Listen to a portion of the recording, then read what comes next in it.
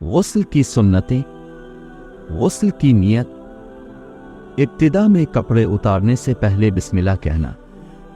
दोनों हाथों को गट्टू तक धोना।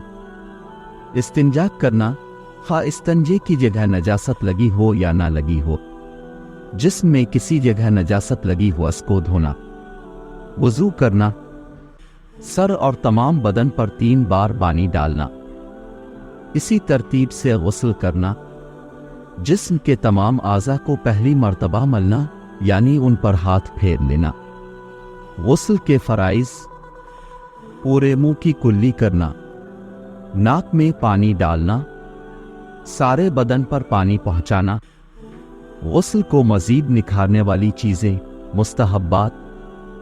तवातुर के साथ पानी बहाना, यानी पहली दफ़ा बदन धोने के बाद खुश्क होने से पहले दोबारा धोना।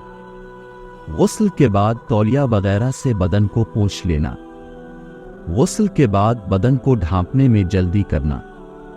गुस्ल को नुकसान पहुंचाने वाली चीज़ें, मकरूहात मकरूह। नंगे होकर नहाने में क़िबला रुख होना। गुस्ल में सतहर खुले हुए बिला ज़रूरत बात करना। पानी के इस्तेमाल में बेजा ज़ियादती या कमी करना। सुन्नत तरीक़े के ख़िलाफ़ गुस्ल करना।